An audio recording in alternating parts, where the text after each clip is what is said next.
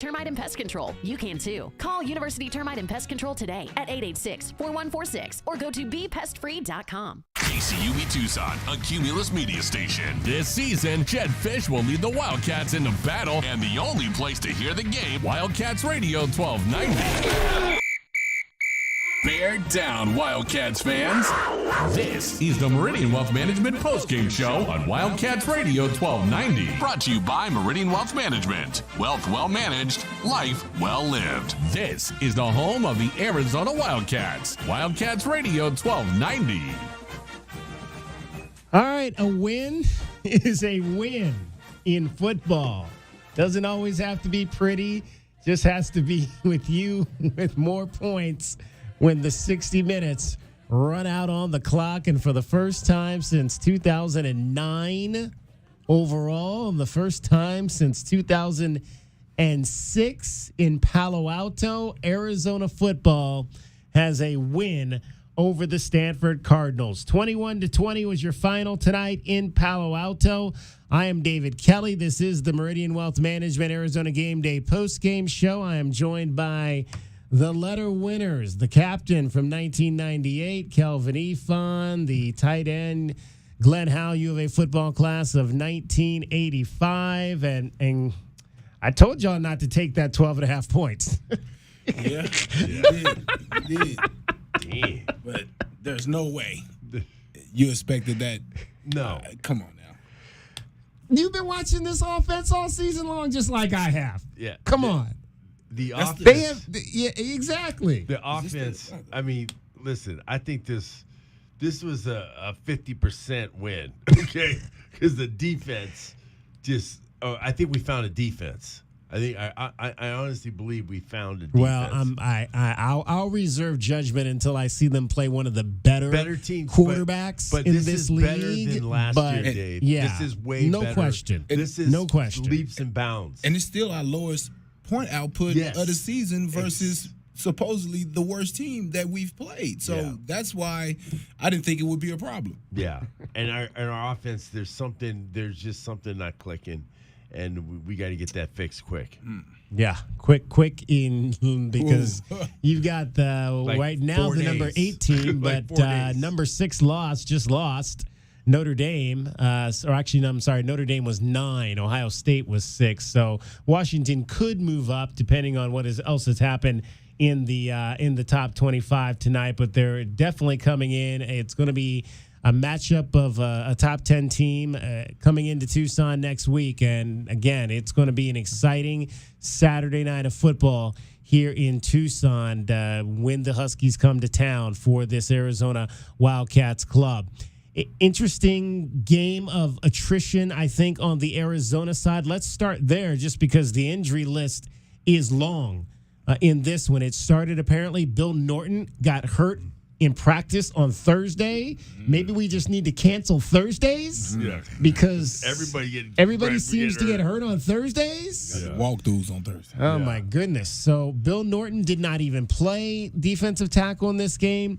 Tia Savea started, but then he went out with an injury, got hurt in the second quarter. So now you're down 2 of your top defensive tackles, interior linemen. Michael Wiley left this game early with a leg injury. He did not return.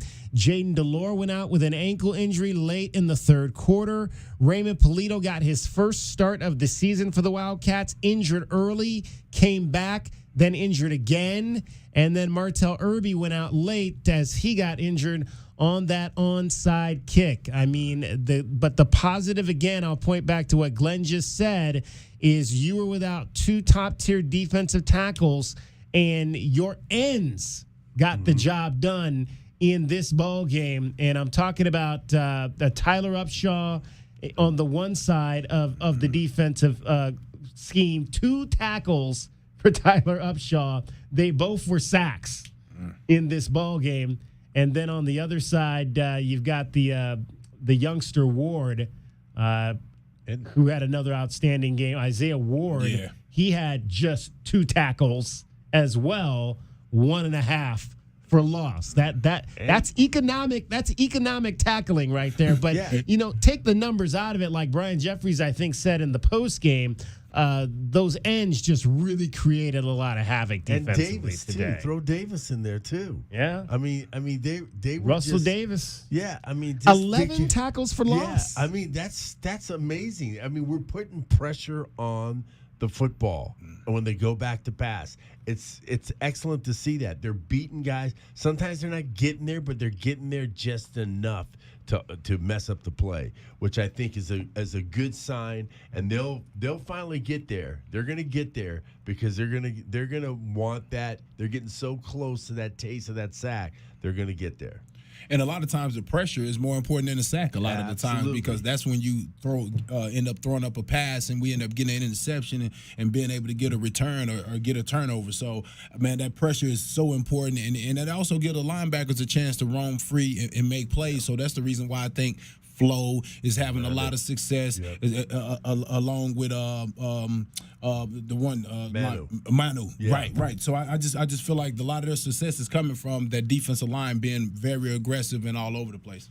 Yeah, the defense I think is playing well. I think we got to continue to get better. We got to take another step.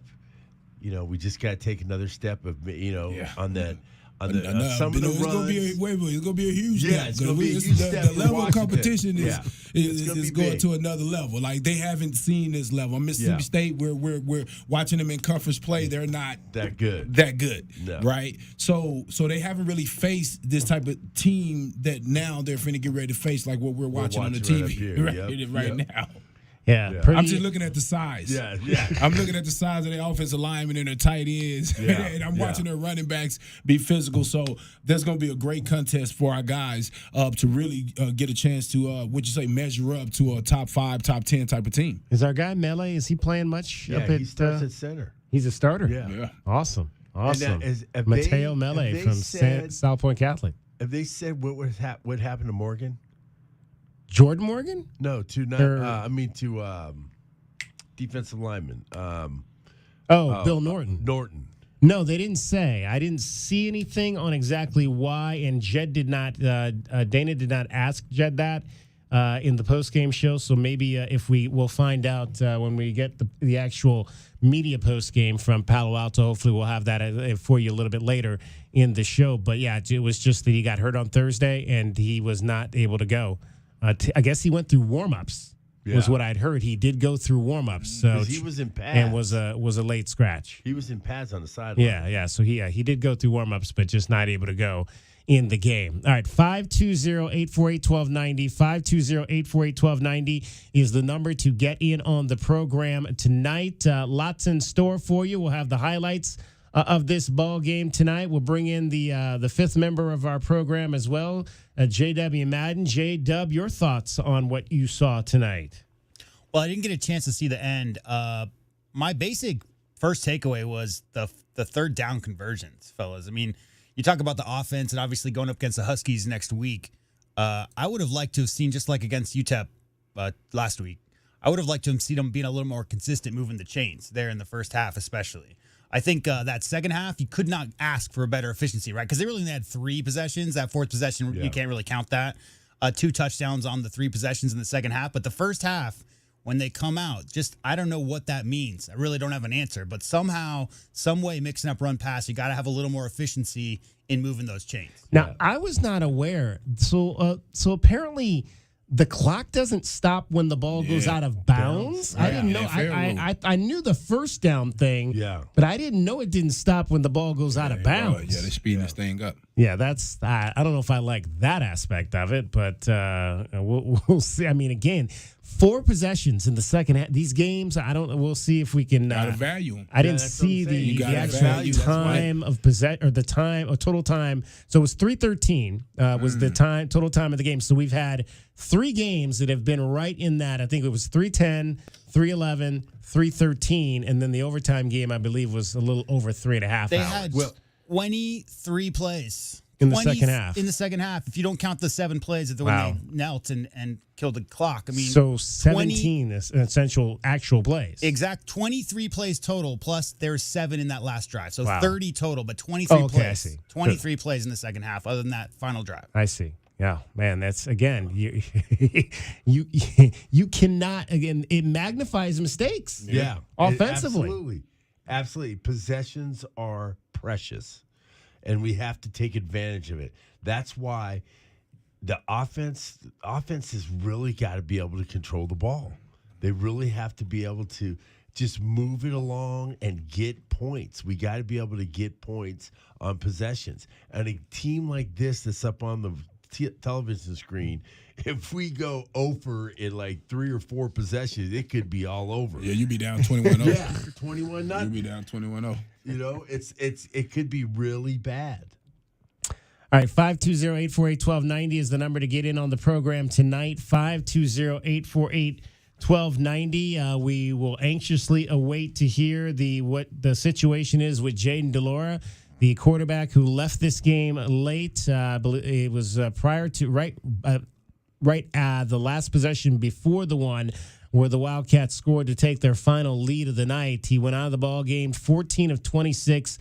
157 yards, did throw 1 touchdown pass, was sacked twice, but just never seemed to be in any type of flow in that ball game tonight. And I think, and that's concern. I mean, again, it's a road game. Road environments are tough, but I think we're expecting a little bit more from Jaden DeLora, and we just haven't seen that crispness in his decision making. At least not tonight. We didn't. Well, road environments are tough, but usually you kind of come together a little bit more, and you kind of be a little bit more focused because you have all you guys, everybody, 60 guys. everything against you, right? Yeah. And so you kind of got to lock in. And what I kind of see is a guy trying to make things happen. Yeah, I mean, you see him dropping back and juking, and all the things. A guy that have broken the rules of quarterbacking right and made big plays, and so he think that he always can make a play when he should just probably throw the ball away or something like that. I mean, even on the one when he got injured, I thought he could have threw it away because he lost yards, right? Yeah. I need to look at that again. Did he lose yards on that play? Because he didn't really gain any yards. So The one where he got hurt? Yeah. I think he did, yes. He gained a few yards? No. He lost lost So yards. you should have threw that Throw the away ball. and avoid anything. I tell guys all the time, Gare Sayers got hurt on the sideline. Yep. All right? great Ended his players career. get hurt on the sideline. Bo, same Right. with Bo, right? That hip Yeah, was on the Bo. he You didn't hear get me? it. Yeah. That sideline, you ease up just a little bit because you think I'm out of bounds. Yeah. And I told DK, we were talking, I say, no, if I have to run all the way over there, most of these defensive I'ma like players that, yeah. at Division Yeah. I level, NFL level, these guys are dangerous guys. I mean, and they want to hit you, right? And so you either have to get out of bounds, and in quarterback situation where you are protected, and I will say this, for a running and scrambling quarterback especially, you have to throw the ball away because guys, they still the refs kind of let them take some shots on you because you're known as a guy that makes the extra. He had just made a play on the sideline, right? Where he ran down the sideline and popped the pass over. You do it in every game. So if I'm a defensive player and I see you making those type of plays where you're towing the sidelines, playing around with us, acting like you're going out of bounds, but throw it. Yeah. You have 4 yards outside of that out of bounds that I'm going to go after you. I'll light you up. You better get out of bounds about 8 yards if you want to stop a player, a aggressive player from coming after you. I mean, and some people may say, man, that's dirty. Even a hit from in the Colorado game last week, he should have got out of bounds. Yeah. He should have, or either cut the route off or whatever, because these guys are coming. Especially if you're a name, or if you're a big name, a guy want to make a play on you. It's just how it goes, and you have to understand. And going back to what you said about Jaden going back further back, and everything. That's like Pop Warner, man. That kind of tells me what I think, and I could be wrong, but this is what I think. This is usually what happens. He already picked his receiver out.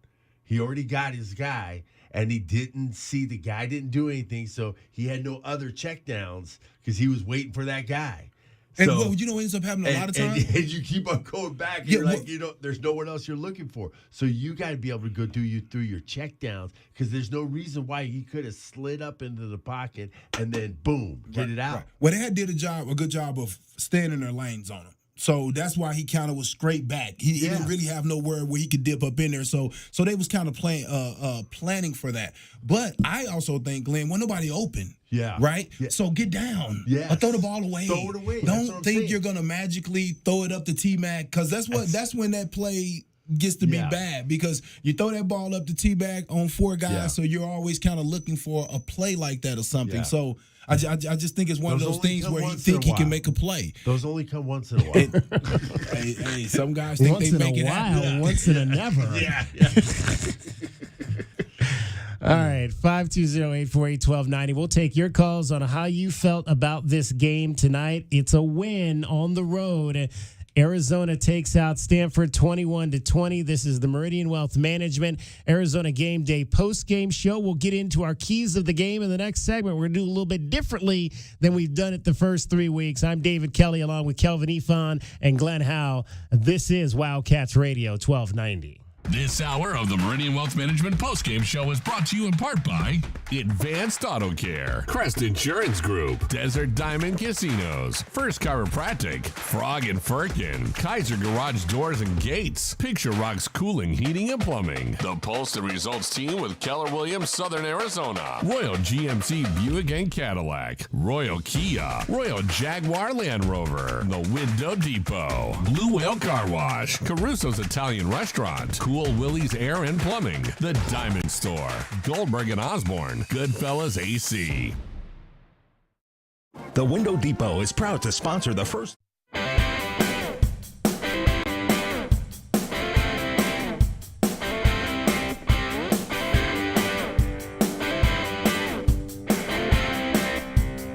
Huge selection of customers.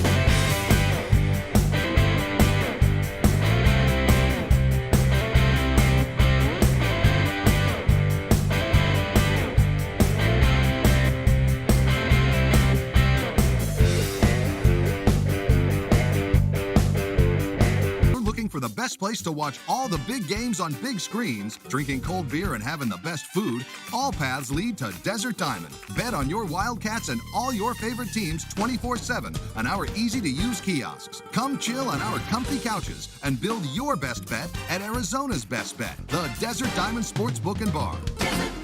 An enterprise of the Thana Autumn Nation. Problem gambling? Call 1-800-GAMBLER. Desert Diamond Casino is licensed in Arizona.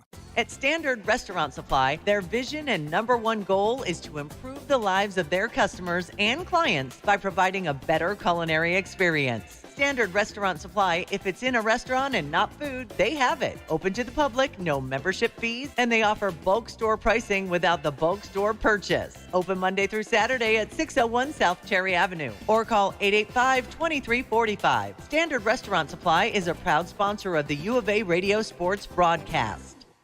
Well, it's that time of year. The kids are going back to school, football is starting back up, and oh yeah, O'Reilly Chevrolet has the biggest and best selection of trucks so far this year. We all know times are tight right now, and we have deals to get you the most for your money. You can check out our entire inventory at O'Reilly.com, call 747-8000, or see us on Broadway next to Park Place Mall. You don't have to drive that old vehicle into a new fall. Find new roads today at O'Reilly Chevrolet. More than a great price. O'Reilly Chevrolet. Think of waking up with energy, standing tall and feeling free. Think First Chiropractic, good health is to enjoy. For over 30 years, Tucson has been putting its trust in First Chiropractic for auto and on-the-job injuries. They're locally owned and a proud sponsor of the U of A radio broadcasts. So if you've been injured, make the right choice first. First Chiropractic, good health is to enjoy.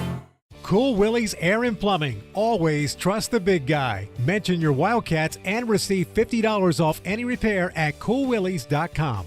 Cool Willie's is proud to be a partner of the University of Arizona Wildcats football radio broadcast. 2 powerful teams working hard for you to get the job done right every day. Cool Willie's Air and Plumbing. Big enough to help, small enough to care. Remember to mention your Wildcats and receive $50 off any repair. coolwillies.com. If you're a do-it-yourselfer looking for quality car parts in Tucson, look no further. Advance Auto Parts has 6 Tucson locations with over 75 years in business. Advance Auto Parts is the largest car parts retailer in the U.S., and customers know they can trust their products, like Die-Hard batteries. Now with free installation, only found at Advance Auto Parts stores. Take advantage of our same-day delivery and pickup. Just visit our website at stores.advanceautoparts.com and make sure to follow us on Instagram and Facebook. Advance Auto Parts for all your car repair needs. Now a proud radio sponsor of the University of Arizona Wildcats.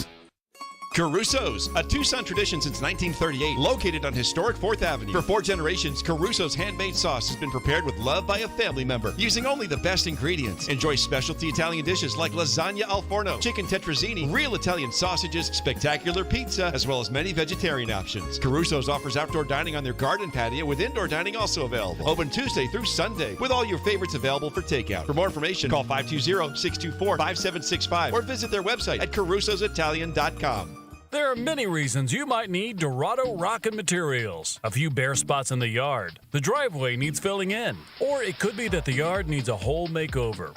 Whatever the reason, if your yard has the summertime blues, Dorado Rockin' Materials has everything from sand to boulders and every rock and pebble in between. If you need help spreading it, we have options for that too. Call 400-4233. Dorado Rockin' Materials. The right service, the right product, the right price. Bear down, Wildcats fans. This is the Meridian Wealth Management postgame show on Wildcats Radio 1290. Brought to you by Meridian Wealth Management. Wealth well managed, life well lived. This is the home of the Arizona Wildcats. Wildcats Radio 1290. Arizona beats Stanford by a score of 21-20. You know, guys, we were asking before the show, what was the last time the Wildcats were a double-digit favorite on the road in the Pac-12? While our guy Brian Peterson over at AZ Desert Swarm had it, and he said this is the first time since 2013 that the Wildcats were a double-digit road favorite in the Pac-12, and that year they were double-digit road favorites in back-to-back games on the road, beating Cal. They didn't cover that game, but they were 14.5-point favorite in that one. And the prior week, they had beaten Colorado, one at Colorado, in which they were a 12-point favorite. So 10 seasons ago, the last time the Wildcats were a double-digit favorite on the road. 12.5 tonight, and they did not cover that. We'll get into that a little bit later with our best bets.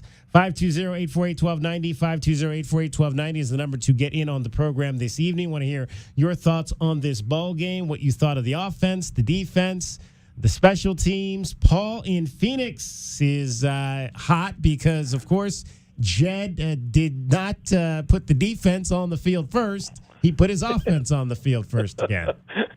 Okay, let me paint the picture for you, okay? I got you guys on my cell phone listening to the game because, of course, I can't get it on the regular radio, right? So you're on my phone, my cell phone. I'm calling you from a home phone because I'm one of the old guys who has a home phone still, okay? I've got the remote control for the TV on mute. I'm watching USC about to take a 14-7 lead on Tempe, and Tempe's playing them pretty tough. And then I'm flipping back and forth to the Washington game. And all the while, I'm sitting here with an adult beverage, okay? So it's my second adult beverage. And guys, that's not me. I hope it's a stiff one. It's probably a stiff one after that game. Tell you what. David, you are exactly right. It started off my mood tonight. We won the toss. Please, somebody correct me. Please tell me we lost the coin flip. We won the coin flip. We're on the road. Our offense is anemic the first 2 drives of any game we've played this year, I think, for the most part, and yet we take the ball. You know what, guys? I'm going to tell everybody. Maybe I'm wrong about this team. I love this team. I'm such a homer. Blah blah blah. I love Coach Fish. Okay, maybe we're not as good as I think. I get it. Okay, and I'll back off a little bit. But somebody, please tell Coach, please trust your defense and stop showing so much favoritism to your offense. Look what it cost us. The mood of this game started so poorly that I was like, oh, no, here we go again. And it was, guys. It was another here we go again game. Okay, 46 seconds Paul. For the first drive? Yeah, it Yeah. was Yes. For the first Jaden for drive. 3 yards to Tetrarch McMillan. Then it was a pass incomplete. Then it was delay of game. Then it was an incomplete pass. All then it was passes. a punt. Then it was a punt. Yeah. All passes. 46 seconds. JW, thank you. And let me say this, okay? And I'm gonna bring it out, okay? I'm gonna talk about the elephant in the room, okay? I'm sorry. I know whatever's happened in the past with whatever transgressions have happened in the past with certain players, okay? He mentally, you could tell, I don't care what anybody says, he mentally was not there in the game. Okay? You talking about Jaden? I am talking about Jaden. He was not there. I'm sorry. I've always been the one, I shouldn't say, I'm not bragging, but I've always loved Noah, okay? And I've always thought, gosh, give Noah a chance, blah, blah, blah. And I'm not saying that this ankle sprain is a blessing in disguise, but for me, just for my selfish little heart, I'm like, you know what? This could be a blessing in disguise. Because Jaden said, I think Dana Cooper said that Jaden pointed at one of the coaches and said it was kind of a high ankle sprain. Oh, boy. So last time I checked, high ankle sprains are, they're not just 1 week. That's at least 4. Thank you. 3 to 4 weeks. Yeah. So we want Noah to understand that Noah, the calmness that kid brings to the table, and the fact that he has one of his buddies from high school, 2 of his buddies from high school actually on offense. Of course, Keon Burnett doesn't play as much as we'd like him to play, but he could. But I guess the elephant in the room, I feel bad for Jaden DeLaura. He is pressing like there's no tomorrow. When you're dropping back to pass and you drop back for your 7 to 10 yard, 7 to 10 step drop, and then you step another 5 or more steps and a few more, and the next thing you know, you're realizing you're throwing off your back foot or you're throwing as you're going out of bounds. It's not working. And he had magic his first year at Washington State. He had some magic last year with us, and for some reason, he mentally, I really think he's gotten inside his own head. I really do. So, but that's not just the all of it, guys. And I apologize. I told JW I'm going to unload, okay? Because I'm really aggravated. Our special teams.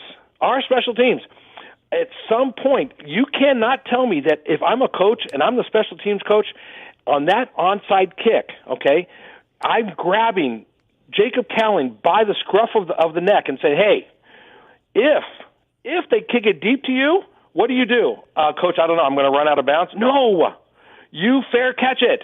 And the ball will be placed at the 25. End of subject. Yeah, that was Why did he do that? That was is dangerous. Such coaching, and I'm so sick of hearing about it. And guys, I apologize. I really do. But I'm so frustrated because those are things that could have cost us the game. That was a 10 yards versus being at the 25. That could have cost us the game. And I don't know. And again, I love Coach Fish. Coach, be a little bit accountable and I want kids that are smart, okay? I want them to listen to their coaches. Their coaches are not dumb. They tell these kids things. So listen to them. That's all they have to do. And I get it's frustrating. The other thing that I'm going to say, and I'll close with this, and I'm going to tell you right now, I'm fired up about next Saturday. Whatever we did tonight, I would have been disappointed extremely had we lost tonight. But we won. We're 1-0. That's all that matters. Nobody will remember this game in November, okay? But the thing is, Michael Wiley also got dinged up, okay? What that did was show Coach Fish and the offensive linemen that we have Jonah and we have DJ Williams. Those kids can run the ball, and they want to run the ball, and they like running the ball. And doggone it, let's use those kids. And I get Coach Fish's allegiance to Michael Wiley. He loves Mike Wiley. But at some time, Mike Wiley is a great breakaway kid, but if he's not breaking away, I got news for you. He's not getting us 10, 12 yards or getting us a tough first down. DJ's going to do that. I don't know about that. You don't think so? Paul, I don't know about that. Okay, I don't know about really? that. Then we'll have. Okay, I think we'll arm wrestle. How about this? I'll come over next Saturday. We'll arm wrestle on that one. We'll arm wrestle next Saturday. Yeah. Well, I just want to belly speak up to the bar now. I just want to speak first. I just want to say this, just coming from an actual guy that actually played on the field. So first off, DeLaura. It's deeper than just this year, right? Yes, it is. He came into a program that was desperate for a quarterback in a time where we just didn't have anybody, right? I remember a few of the quarterbacks that we went through, and it just wasn't good. Let's just say that. He came down, played well for us, got us a win, got us in position to come in and have a good year this year. So coaches have to show a little bit of loyalty. They can't just give up on guys so fast, because guess what? The guy that's second or third, their families are looking at it. They're looking at it. So I'm thinking so if I get hurt or I lose my position, or if, some things go bad for us, that's a lot of times, I'll say this again, we blame the players sometimes, but sometimes the coach is calling the wrong play at the wrong time. Right. I mean, just as you said as well, maybe you should have kicked it early and got the ball second half. But that's neither here nor there. That's the coach's decision. Right. But I just feel like that Michael Wiley, let's talk about him as well, a guy that stuck around, could have transferred. Right? Easily to a better program. This is a guy that could have put his name into the NFL. He stuck around. I think he's a heck of a back. I think he does a lot with what he gets. He really doesn't even get a lot of carries, right? No, he's catching the ball out the backfield. He's doing the things that Fish want him to do. So he's a team guy. Right? Yes, he's not demanding, I want 20 carries a game so I can show everybody what I can do as a running back. No, he's just sticking to the plan. And as far as the other backs are concerned, I do think they're good. I think DJ Williams, I said it before, I think he's a guy that can end up playing in the NFL as a free agent, making a team, right? Because teams don't like to draft running backs high. I think he's a guy that can make a team. I definitely like Jonah Coleman and his style of running and just being physical and breaking off runs. But with that being said, Michael Wiley has earned the right to be the starting running back. And these other guys are going to have their time. And right now they're going to get a chance while he's out to prove that maybe they do need more carries. But I just don't know if the narrative is that, that he's not that guy. Right. Because the line isn't all the way there. The offensive line, because I think that may be one of the reasons why Fish is doing the passing game, because that's why they're doing it in the NFL. Right, because they can't run against a lot of these fronts. So maybe that's what Fish is thinking. We're not at every practice to know how they really feel about that offensive line, which has been Paluto has been out, right? Polito. They've been shuffling guys around in that line, so that chemistry isn't there all the way. So the run game has looked decent, and Fish feels that he needs to do what he needs to do to move the ball. But I do think it's more to it than just get rid of Delore. Yes, he has some questionable decisions. Trust me, right? But he has been effective for us. You know what's crazy, Paul, is that Michael Wiley moved into 20th spot in rushing. He got more receptions, guys, than anybody. Right? He's got 110 receptions. That's 19th all time, including all receivers. So as far as I hear what you're saying, Paul, but at the same time, if you look at the stats and what he's done for his career, clearly that's a guy and he's had to work with some guys with him. Yeah, Kelvin. He's not like he's getting every ball thrown his way. He's got a lot of other guys getting touches. So I mean, if you look at just the overall numbers that he's put up, I was shocked when I actually looked up his stats for his career, because he has moved up those charts, fellas. Paul, one quick final point. We got to move on. Go ahead. One more quick final point from you. We got to move on. Okay, Kelvin, I love you, man. Yes, and I hear exactly what you're saying. Okay, I really do. Okay, and I get it. Michael Wiley, I'll back off. Okay, and I hear you. Okay, but I will say this: if, and I say a big if Noah leads us to a possible victory over Washington, then his reward, okay, is a trip to Los Angeles against USC, because I have a funny feeling he's going to be our starting quarterback. If somehow he can lead us to a victory over USC, then what do you do? What do you do? Now you got a dilemma. Yeah. Then now you got a dilemma. Then you figure that out in 3 weeks. C-word, guys. Then you figure it out in 3 weeks. Exactly. Paul, appreciate you as always. We'll see you next Saturday. Thanks, guys. You got it. See you next Saturday. All right. 520-848-1290.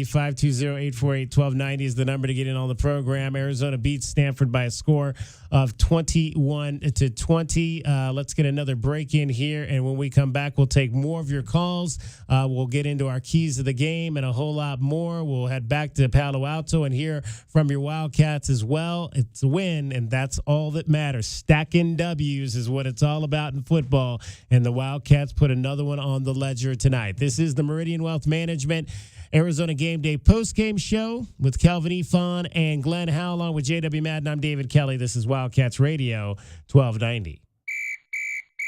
Bear down, Wildcats fans. This is the Meridian Wealth Management postgame show on Wildcats Radio 1290. Brought to you by Meridian Wealth Management. Wealth well managed, life well lived. This is the home of the Arizona Wildcats. Wildcats Radio 1290.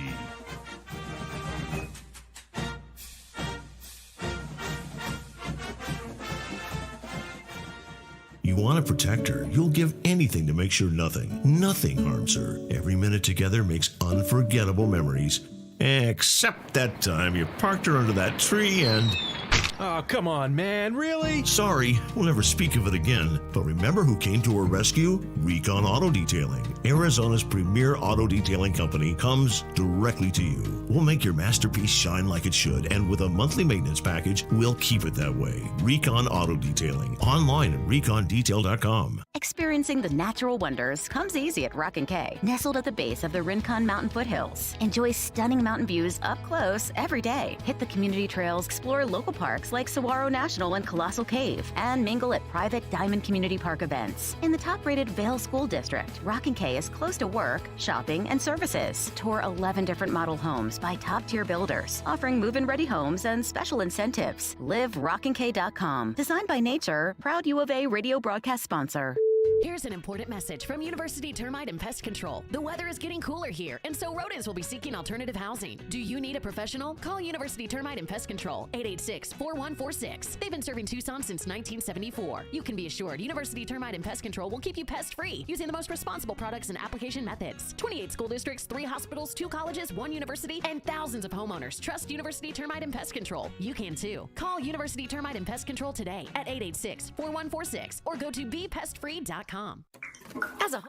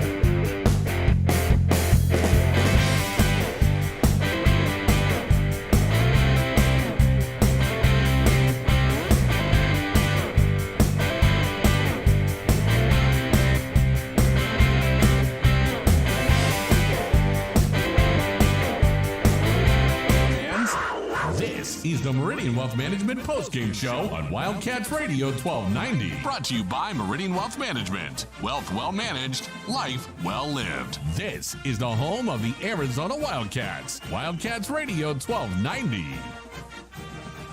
Arizona beats Stanford in Palo Alto for the first time since 2006. First time overall since 2009. 21-20 the final in favor of your Wildcats. 520-848-1290. This is the Meridian Wealth Management Arizona Game Day postgame show. I'm David Kelly, joined by Calvin Efon and Glenn Howe, along with J.W. Madden. We want to hear from you on this game tonight for the Arizona Wildcats, who are now 3-1 on the season, coming home to take on the Washington Huskies, who are leading California in the second quarter. They've already got 31 points. It is 31-12. Number 8 Washington over the Golden Bears right now in Seattle. Whoa, and Mike Penix just threw an interception. That was a bad ball right there. Bad ball right there. All right, let's go back to the phones and hear from Rick. You are on the Meridian Wealth Management Arizona Game Day postgame show, Wildcats Radio 1290. Hey, guys. Thanks for taking my call. Boy, what a game, eh? I tell you, I've been around a long time, so I know that Stanford's always been a bugaboo of ours, no matter what. So I knew it was going to be a tough one.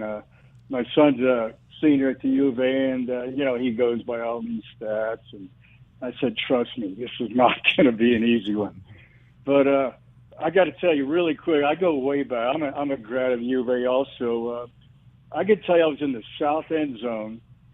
ASU fans came in all bringing roses, 1982. They're all bringing their roses in because they're going to beat our ass, right, and go to the Rose Bowl. I remember Tom Tunnicliffe dropping back, Brian Holland doing a little drag route over the middle. Right up the middle, touchdown, U of A. We never looked back, beat them 28-10. So I go back away. I saw Glenn Howe rocking some chin straps, and I saw Kelvin's great team. So, I mean, I appreciate you guys, and I love the U of A, obviously. I gotta just tell it like it is, because that's what I do. Jaden Deloria is not our best quarterback, period. Noah Fafita is our best quarterback. I've been swearing to that all year long. I mean, anybody knows me. I said, put him in. And, I mean, after 3 interceptions against Mississippi State, he should have been in after 2. But the point is, look what he did tonight. I mean, he just proves my point. I don't think there's any argument. I mean, I've heard what your caller said, and you guys are defending. But, I'm an ex-athlete, too. And you know what? My coaches love me, man, but if I didn't produce, they didn't give a doggone. If somebody else could do better than me, they might love me, but guess what? I was back on the bench. So I'm just saying that Fafita is our best chance. He's better. I mean, I love Deloria. I do. He's an incredible athlete, but he's way too unpredictable. I mean, and he was like this last year. If you guys roll back your shows from last year, the same conversations about Deloria. Great game, bad game. He needs to do this. He needs to learn. He's not going to change, guys. He is who he is. And I'm telling you, Fafita is awesome. I mean, under pressure tonight, he was our MVP tonight. There's no doubt. He comes in, we're losing, drives us down the field with the game on the line, drives us to a score. They come back, they're 1 point down. He has to run out the clock, and he takes care of biz. Yeah. He's the man. Yeah. And if I'm sorry, but if our coaches don't see that, then they can't see the forest for the trees, brothers, because they're a little too loyal to Jaden. They got to just face it. The best quarterback is number 2, and I hope he starts the rest of the year. I mean, he should. I really believe he'll take us places that Jaden won't take us. That's my take, guys.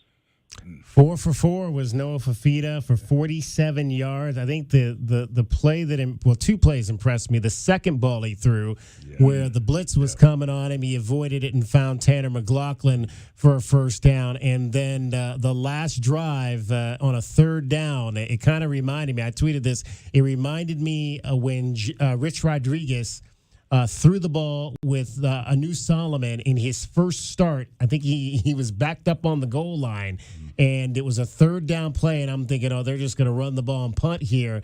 And Rich let Anu Solomon drop back in his end zone as a true freshman and throw for a first down. And I said that right there told me that they had a tremendous amount of confidence in Anu Solomon. And I saw the same thing on that third down play on the last drive, the icing drive, when they let him throw that pass in the flat to get the first down to, I believe it was Jacob Cowing. Amen, brother. And I agree. And I appreciate you guys. You guys are ball players. You're loyal to your teammates. You got to be. But I'm telling you, the best opportunity we have to win 7, 8 games, honestly, is going to be Noah. It's like rolling the dice with Jade. You just I agree with you. I like Noah. I think his time is coming for sure. But I also know that he's well right now until we find out what's going on, it's his now. But I will tell you this. Wait till he started to get scouted. Wait till the other teams realize what his strengths are. Wait till they realize what he do and start to figure out what play calls Jed are going to call for him. And things are going to be a little tougher for him too. The backup quarterback is always easy to love. It ain't always easy to love. Trust me, because the defenses aren't game planning for them. And the next opponent ain't Stanford. And I agree with that. Yeah, so I can't, it'll be fun. If he could beat Washington, he deserves to be the quarterback versus USC. Yeah. I'll agree with you there. Because the next opponent ain't going to be Stanford. He does a better job reading the defense. Rick, hey, I appreciate your call tonight. Thank you for calling. Thanks, again. Guys. Thanks. All right. We appreciate you. I think the thing I've always liked about Noah is I like his accuracy. I think he makes quick decisions.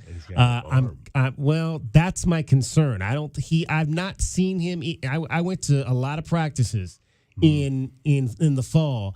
I did not see him throw the ball downfield a whole lot. I think, and that's the one concern I have, is does he have the arm strength to stretch the field? I think he can be very accurate in the short passing game, the mid-range game. I just don't know if he can throw the ball downfield because I really haven't seen it. So, DK, if you have analyzed that, how long would it be before these defenses analyze that? Yeah, these guys get paid millions. The defense coordinators get paid $1 million a day, $500,000. So they're going to figure that out, and they're going to be squatting on everything, and you're going to be looking for another quarterback.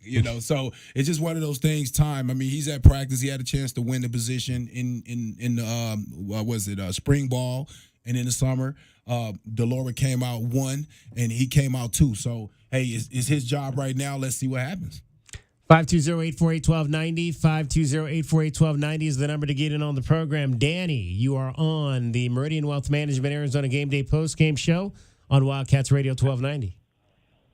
Hey, good evening, guys. How you doing? Good. How are you tonight, Danny? Good, Dave. I've never spoken with you. J-Dub, Kelvin, I haven't spoke to you guys since March 16th. You don't have to think too hard. Oh, man, that sounds like a basketball conversation. Right. But man, I always love the shows, and here we go. JW knows this. I gave up my football tickets about 12 years ago. Now I will die. I've got people waiting for me to die for my basketball tickets, and I'm just being honest. I have my degrees from here, my bachelor's, my master's. But come on. A win is a win. Okay, that's great, but I don't have boots on and the cotton candy and Ferris wheel. That's not a good win. I don't care how you look at it. You can't be giving up 350 yards to Stanford. Danny, I covered the National Football League for 4 years, and I will swear to a man the number of guys that would say to me after a 16-14 win that it does not matter what the score is. It just matters that we won this game today because it is hard. It is hard to win in football. Yeah, I'm not sitting here saying, hey, I have no history. I played high school baseball, big deal. And, David, I've watched you forever, and I appreciate you, and I like you. But I'm also going to say I'm not ashamed of the fact that this is my alma mater, and I decided to give up my football tickets And I'm just not buying quite the narrative. I think Jed Fish is a great guy. Obviously, he knows how to get players in here and get production. But, I mean, it's going to take more time. This isn't, Well, I mean, I think we can agree with that. We can agree with it's going to take more time. I mean, this is nowhere near a finished product. I got a great stat, guys. 5 out of the last 7. 5 out of the last 7 are W's. Yeah. When was the last time we got the chance to say that? So going back to end of last year and the first 4 games of this year, 5 of 7. That's where their win-loss record is. 5-2 the last 7 games, Danny. And that's awesome. And hey, just to try to end it being positive. Hey, I'm glad I turned on the show. It's the first time I've heard the show. David, I've never spoken to you before. Now he's going to go, let's see, red mark Danny. But hey, it's good to hear. It's good to hear the show. JW and Kelvin, I look forward to all you guys in the basketball season. And I appreciate. Thanks for letting me come on tonight. It's the first time I turned on a post-game show. It's the first time I actually could, and I appreciate it. Danny, are you going to the Red Blue Showcase? I don't. No, you're not going. No, it's a timed event. On when you get there, it's like I've had my seats at McHale since 1990, so I can wait till November 6th. Okay. You know what I mean? It's just kind of busy. You know what I mean? And there it's you like go. But, hey, Danny, do me one. I appreciate it. Do me one favor. Call back in like 3-4 weeks and touch base again during football. How's that? Don't wait until basketball starts up again. I don't want to piss you off, JW. I love you guys. I know you. We love you too. All right. Hey, thank you guys so much. You guys do a great job, man. Thank you so much. Thanks, Danny. Appreciate you checking in. Down. All right, 520-848-1290. 520-848-1290 is the number. You can call us at that number. You can text us at that number. And let's dive into what we thought our keys of the game were going to be. And we're going to do this a little bit differently than we've done it in the past. And we'll start with Glenn Howe. Okay. Were the Cats able to unlock the keys to the game? Let's look at our pregame keys to the game. They are brought to you by the Royal Automotive Group. Royal Automotive, the dealership that is different. All right. Let's start with what Glenn Howe wanted to see happen tonight in Palo Alto. My keys to the game is going to be, let's get Jaden going early. Let's get him going. Make sure that he's got some short passes. Get him going and make sure that he's calmed down before we start, rolling on this team. And then run the football. We need to run the football. Make sure we are running the football. I like to see our running backs get at least 25 carries. 25 carries between all 4 running backs that we have going.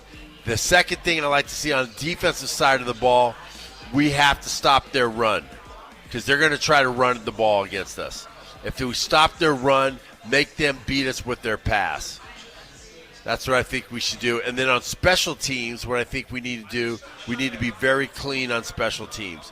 No big plays on special teams, and I like to see us have a big play on special teams and get a break for and let us run. Let Cowan run the ball one time. Let him instead of fair catch and let him run the ball on a kick on a punt return.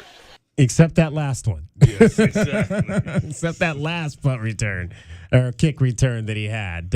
Okay, so the running backs got 28 carries in this game, and they ran it for over 120 yards. So how do you feel about that? I like that, but I think we more carries, some more times that I thought we should have, instead of passing on first down, we did a lot of passing on first down. Which is, I thought was, why not just stay with your bread and butter? Is it trying to break a tendency, or is it a tendency that we pass on first down? I think that's a tendency. And then the first 4 plays of the game, first 3 plays of the game were all passes. Let's come out and tell them. Well, I don't think they expected that. Yeah, they didn't, but it didn't fool nobody. Right. It didn't fool nobody. Right. It didn't fool nobody. You don't think that at the beginning of the game. You think they're going to establish the run or whatnot. I think we should be into a mode, and I don't know. I know there's a lot of coaches at this level that get into mode that says, this is what we are going to do, and we're going to show you what we're going to do. I got a quick question. Is that overthinking it by the coaching staff? Is that like trying to get too cute? Where it's like, okay, we're gonna outthink. They think we're gonna do this, or we're gonna do this other thing. Yeah. Just run the ball once. Jimmy Neutron. Yeah, the smartest guy in the world. All right, Stanford ran for 108 yards in this. 150 gain total, but net was 108. That's not too bad. That's not too bad. No, that's not too bad. Special teams. Kyle's not. Ostendorp isn't necessarily punting it, I think, all that well, but he did have 2 inside the 20. Yes. Today in this ball game, so his average is only at 38, and I think he didn't have no long. I think he could big be field. better average wise, but he did put 2 inside the 20. He only touched back 1, so that's not too bad. No field goals attempted in this game, and apparently Tyler Loop was hot. Dana Cooper. One of Dana Cooper's reports during the game was when they decided to go for it in the first half, first quarter, apparently Tyler Loop was not happy about that on the sideline. He was a little upset, according to Dana Cooper, that they didn't give him an opportunity there.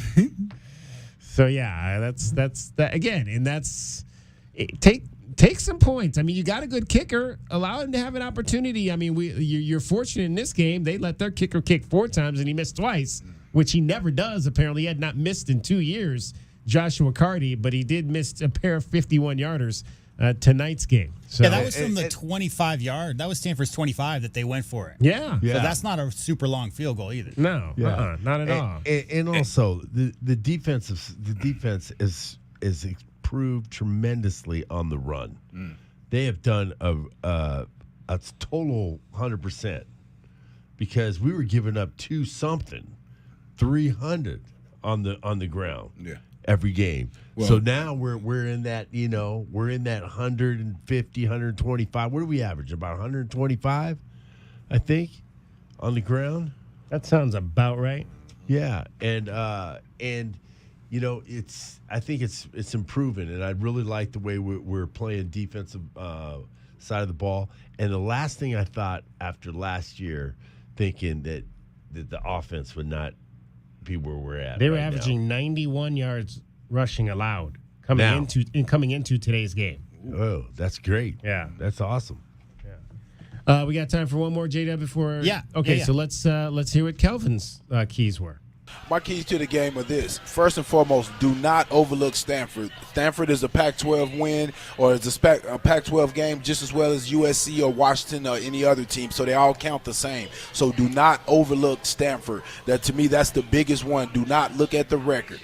Take care of the football. I think in number one, I'm speaking of Delora when I'm talking about that, because he handles the football more than anybody else on the team. He has to really be smart with the football to make sure he doesn't make mistakes that can come back to hunt the team.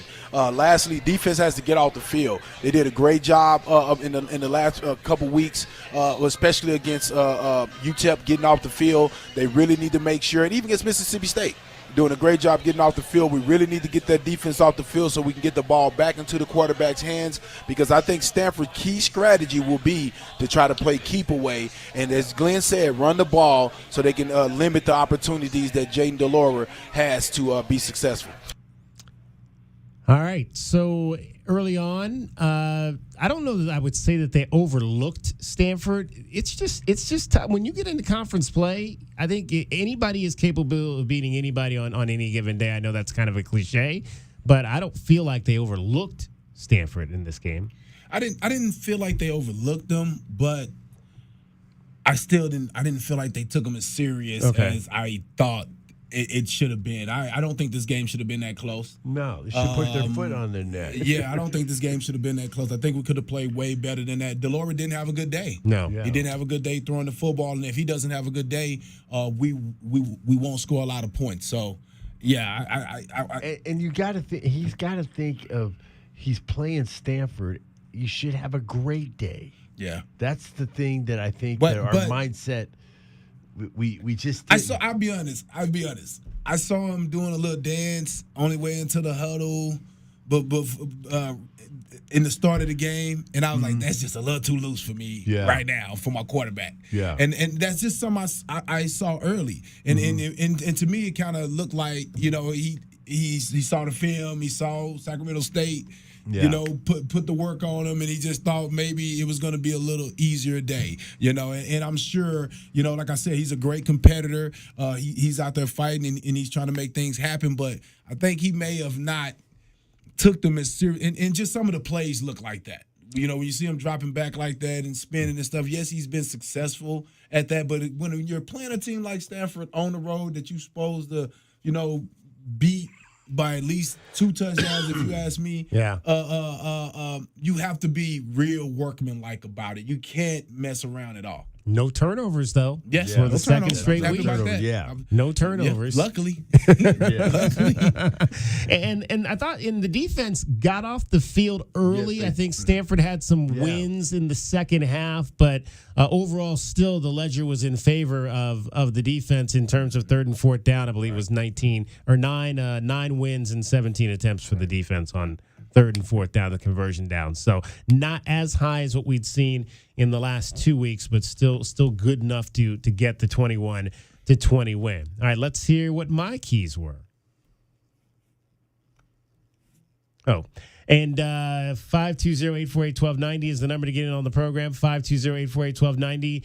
Now we'll hear what my keys were. The Wildcats in these last 2 ball games have been dominant on 3rd down, and I want to see that defense domination continue on 3rd down. I believe what we said last week on the conversion downs, they were 11 of 17 in winning in that opportunity in those instances.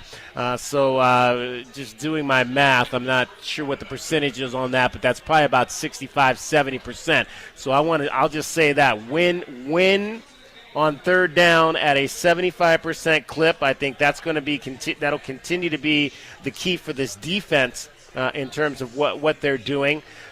And I think I'm going to go special teams here. From the special teams standpoint, continue to not let special teams become a factor. You guys talk about a clean game. Well, clean is continuing for Tyler Loop to kick balls into the end zone. I mean, I don't think there's been maybe 1 return in 3 games in terms of the kickoff side of that.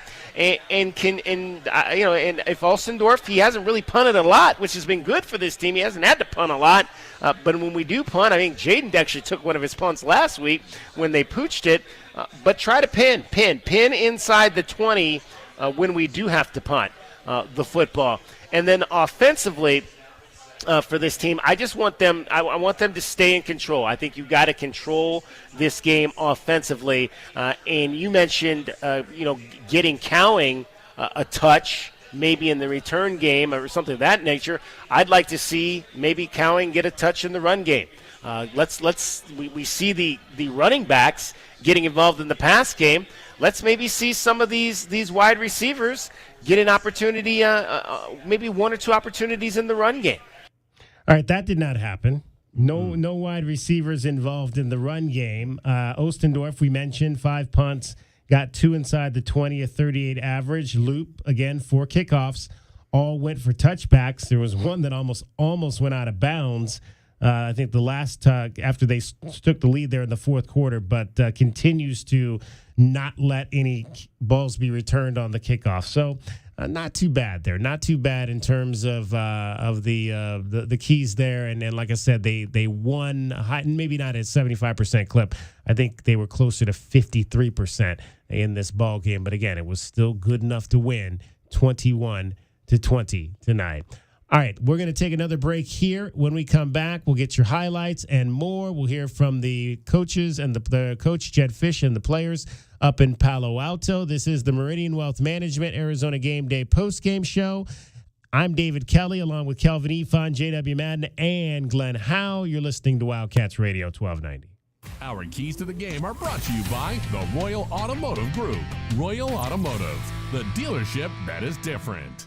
This hour of the Meridian Wealth Management Postgame Show is brought to you in part by Advanced Auto Care, Crest Insurance Group, Desert Diamond Casinos, First Chiropractic, Frog and Firkin, Kaiser Garage Doors and Gates, Picture Rocks Cooling, Heating and Plumbing, the Pulse the Results team with Keller Williams, Southern Arizona, Royal GMC Buick and Cadillac, Royal Kia, Royal Jaguar Land Rover, the Window Depot, Blue Whale Car Wash, Caruso's Italian Restaurant, Cool Willie's Air and Plumbing, The Diamond Store, Goldberg and Osborne, Goodfellas AC.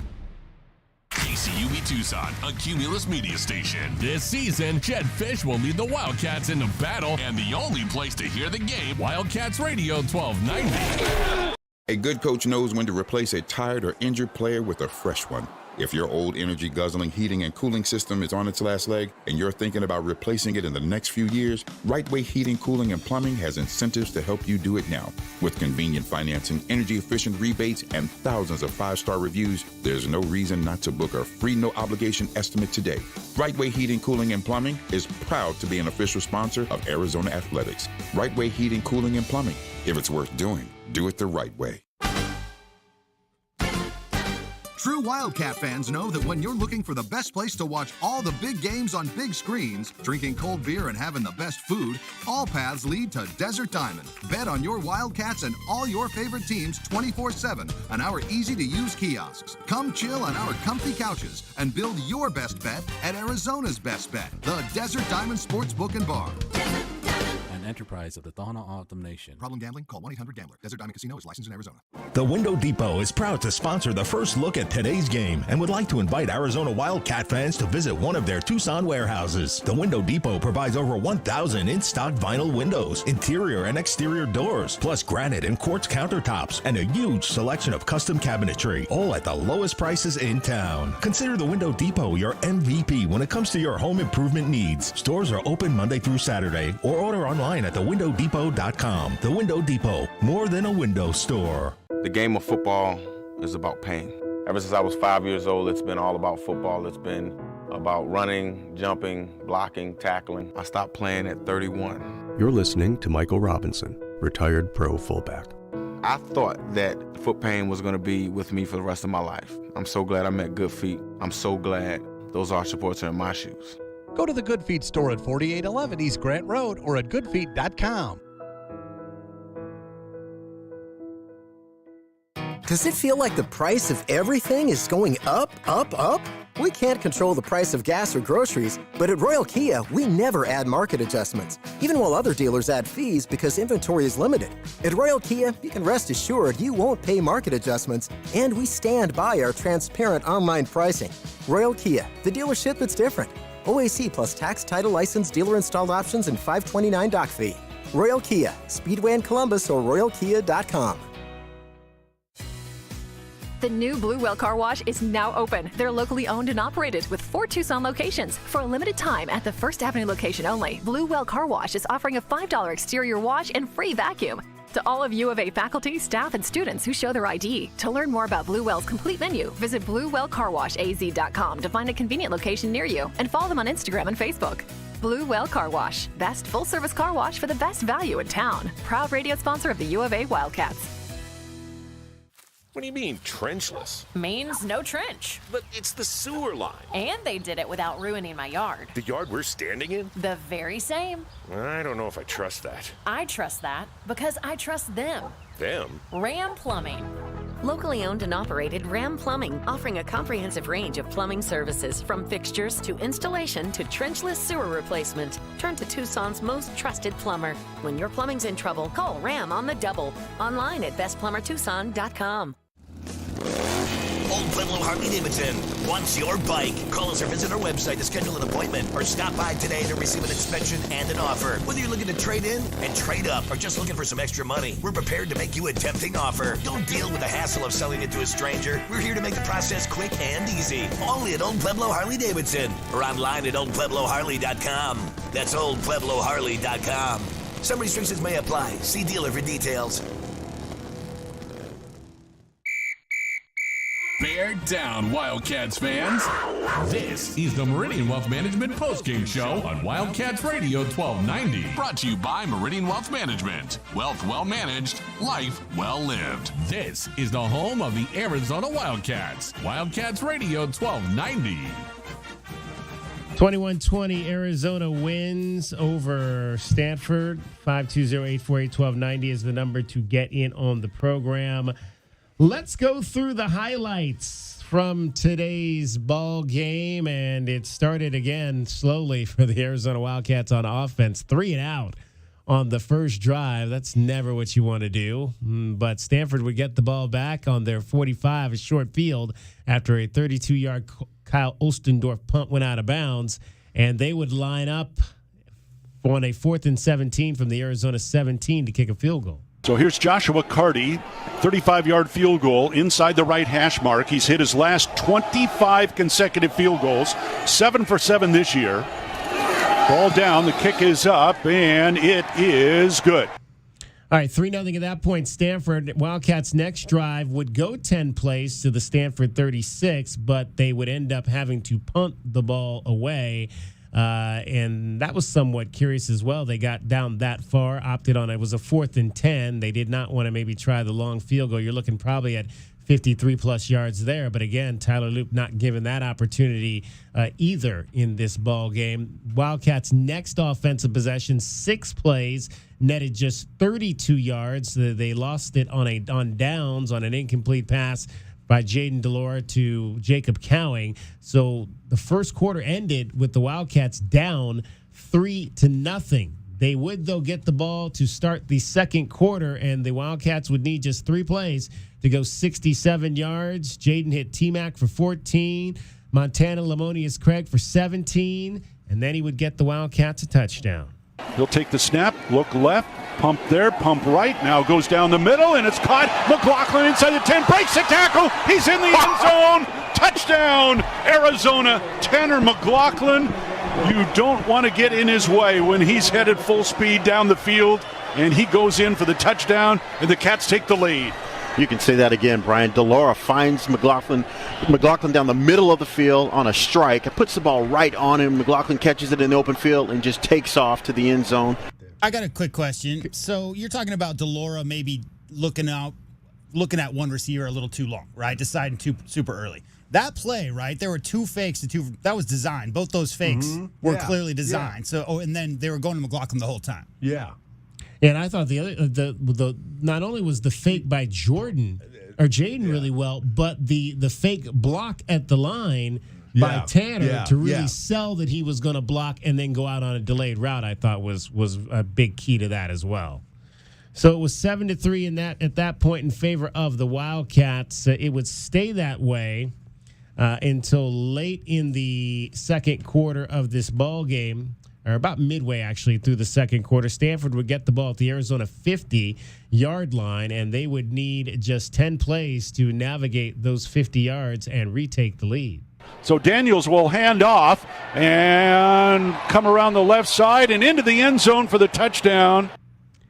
Bryce Farrell scored that touchdown. That came after Takario Davis was called for a questionable pass interference. There were 2 pass interferences in this game. I didn't agree with that call. That did not look like pass interference to me. And then there was another pass interference later in the game on Ephesians that they called. And those were good plays. That didn't look like pass interference to me either. No. Those were good plays. I thought those were really good plays. They played the ball, and then they just have good hands. These guys are hands all over these guys, which is I think is a good thing for these DBs. So the Wildcats trailed 10-7 at the half. Going to the second half, first possession for Arizona, they went 66 yards in 11 plays. Again, just a crisp drive, I thought. DJ Williams, they started it out establishing the run, 3 straight runs. Actually, it was 4 straight runs with DJ Williams to start that particular drive. Jaden hit on a 3rd and 6 play to Tetsuo McMillan to keep the chains rolling, and it was 2nd down and 3 from the 7. Coleman to the left of Delora. Jaden out of the shotgun on 2nd down. Needs 3 here. Rolls left. Jaden Delora into the end zone. Touchdown, Arizona. Stanford had no clue where the football was, and Delora just runs it in, and the Wildcats have regained the lead. Yeah, that was kind of a zone replay that time, and Delora has not pulled the ball pretty much all season. So when he did pull it, the defense was completely fooled by it. They were all running after the running back, and he basically walks into the end zone.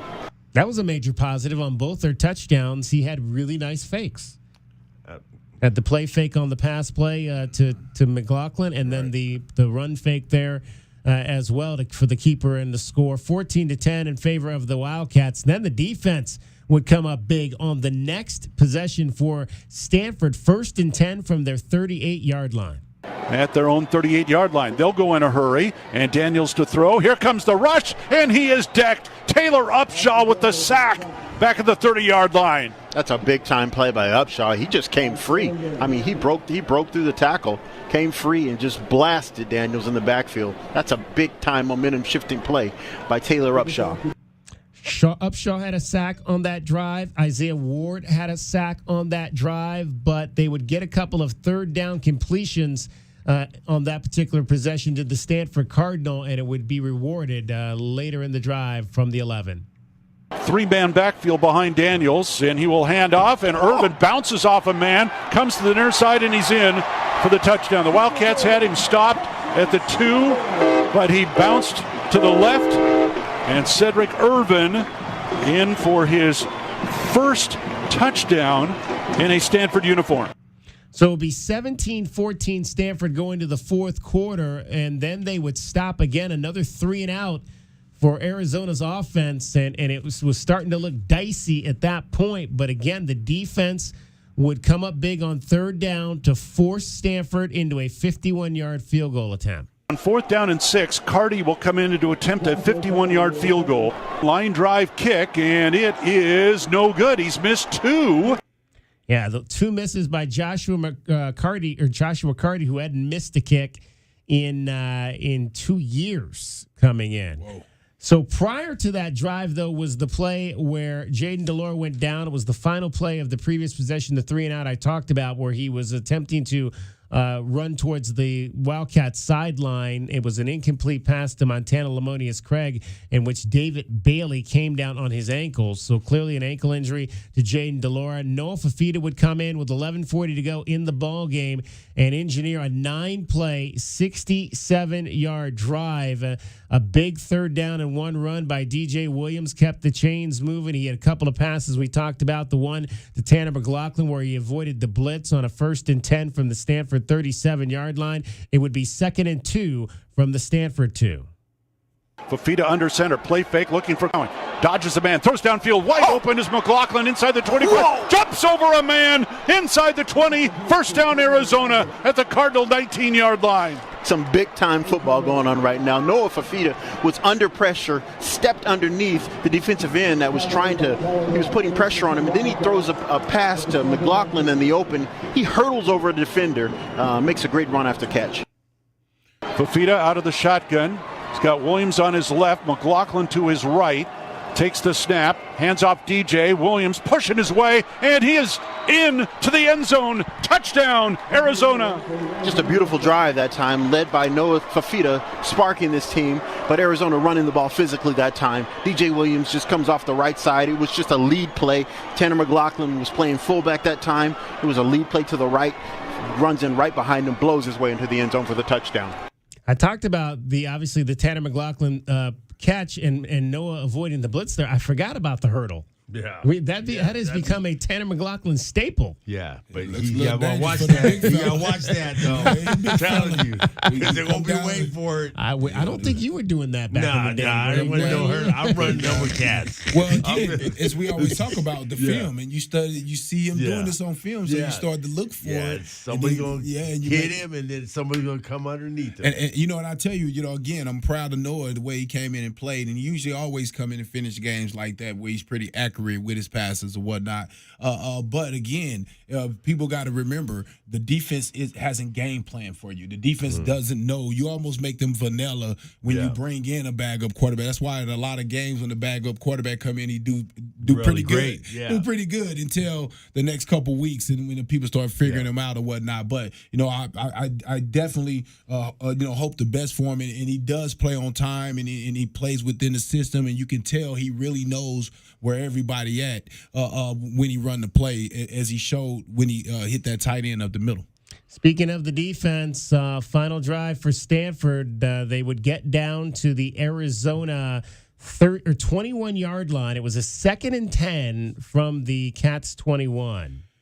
Daniels takes the snap, hit in the backfield, and they're going to sack him back near the 30-yard line.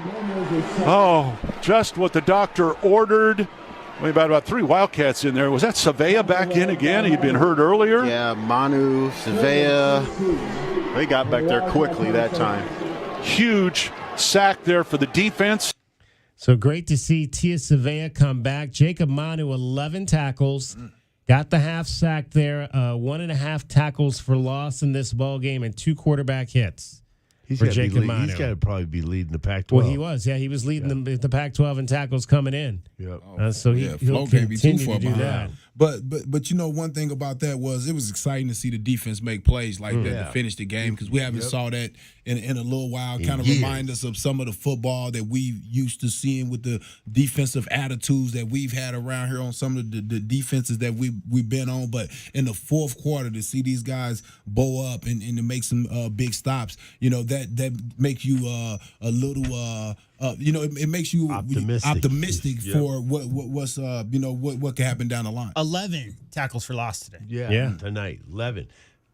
2 years Downhill. ago. 2 years ago, we had what? 2? Yeah, whole year. Yeah.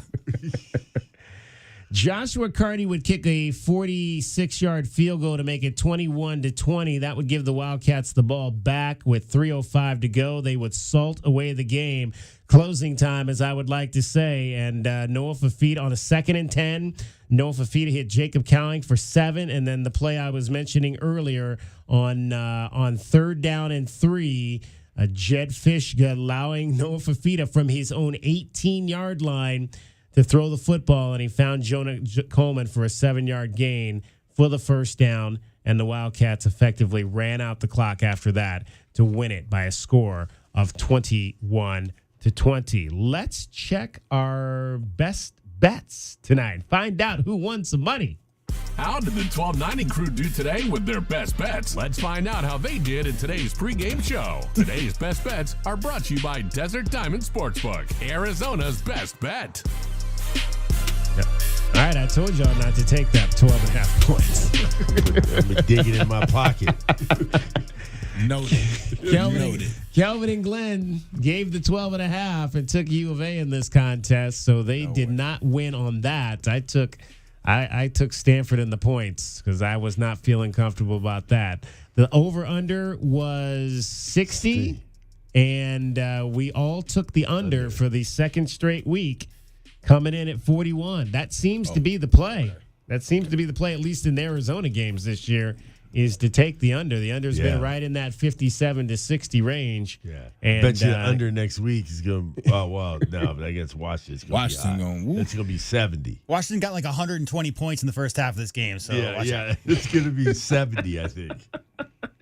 Those are your best bets. And that's how the 1290 crew did with their best bets. Today's best bets were brought to you by Desert Diamond Sportsbook, Arizona's best bet.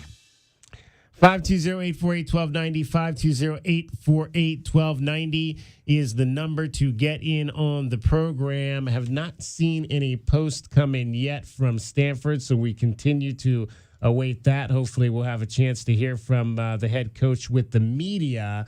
If not, we'll let you hear his interview that he had in the postgame with Dana Cooper. That'll be coming up a little bit later. A couple of other things, just little notes I took. Guys, on this one, Noah Fafita, in winning that game, gets his first fourth quarter comeback. And I've always said that I think that's the mark of a champion quarterback, is if you can win games late. I remember, all those times. I mean, guys like it is as good as Khalil Tate was for this team. He never had. He won a game in overtime one time at California, but he never had a fourth quarter comeback. He never had a game where where the Wildcats were behind late and he had to come back and win a game. But Noah Fafita, in essentially his first non-garbage time contest, gets a fourth quarter comeback win for this ball club. Yeah, that's where you make your money, man. Those are the guys you have to be able to win in the fourth quarter. You have to have guys that are confident in themselves to be able to do that. That's that John Candy mindset, right? Yeah. Like when Joe Montana's like, hey, is that John Candy in the stands over there? And then they drove him to the championship in the playoffs or whatever. It's like you don't care what the score is. Just go and you got to move the team down the field and score. Yeah, those are Tom Brady kind of things. You go in there and you know you have a chance. You just get it done. Yeah, and I think we were talking just about and Jed gave game balls to the entire running back room. And one of the things I noted just early in the game was thank goodness for Jonah Coleman, because he really ran the ball hard early in this contest. 12 carries for 75 yards. His long was 24 in this game. He averaged 6 yards a pop. And like we were mentioning with Paul, Jonah is more than capable if he is now going to have to play extensively, depending on what the situation with Michael Wiley is. He seems like a guy that's more than capable of stepping into that role and performing at a high level. And one thing that's great about those guys, and Kelvin, you can attest to this, is that they're running like that's their last carry. It's their last carry they're going to get. Every carry is like that's the last one they're going to get that game. So they're going to run hard. So you say that, but it's funny because when DJ gets a touch, he touches the ball the next play. Like every time he gets a carry, Kelvin, I'm telling you, DJ gets the next play. Usually in the fourth quarter. Yeah. He's coming to be the reliever. Yeah. Being real physical with his running. But Coleman's great. And I also like that catch that he caught. The one, I think, was it from Delora? Oh, yeah. Where he went up to about the 10th floor. And came down with that pass right over the other kid's hand. And he has shown good hands. And in Jed's system, the running back has to be able to catch the football. I just would like to see when they use Speedy Luke.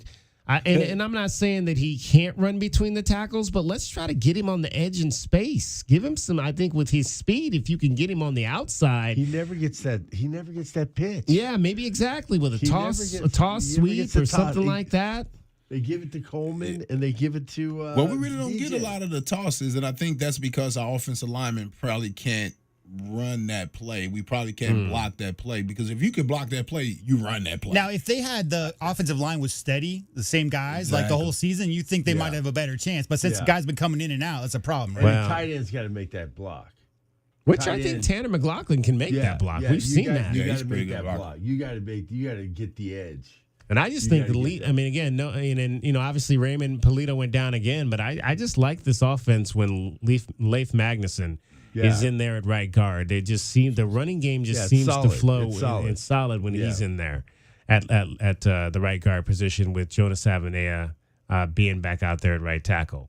All right, 520-848-1290, 520-848-1290. We'll take another timeout. We'll come back and we'll get some final thoughts from the guys, as well as a whole lot more. We'll get your scoreboard. Here's some of the highlights from around the Pac-12 today, as well as hopefully get a chance to hear from the Wildcats up in Stanford and Palo Alto after a 21-20 win over the Cardinal. This is the Meridian Wealth Management Arizona Game Day postgame show, along with Kelvin Efon, Glenn Howe, J.W. Madden. I'm David Kelly. You're listening to Wildcats Radio 1290. This hour of the Meridian Wealth Management postgame show is brought to you in part by Humane Society of Southern Arizona, Lexus of Tucson, Nova Home Loans, Recon Auto Detail, Ride Now Power Sports Tucson, the Tucson Police Department, Broadway in Tucson, Dave & Buster's Tucson, Dorado Rock, First Choice Pools, The Good Feet Store, Jack Furrier Tire and Auto Care, O'Reilly Chevrolet, Ram Plumbing, Restaurant Supply Store, Right Way Heating, Cooling and Plumbing, Rocking KA Master Plan Community Design by Nature, and University Termite and Pest Control. Here's an important message from University Termite and Pest Control. The weather is getting cooler here, and so rodents will be seeking alternative housing. Do you need a professional? Call University Termite and Pest Control, 886-4146. They've been serving Tucson since 1974. You can be assured University Termite and Pest Control will keep you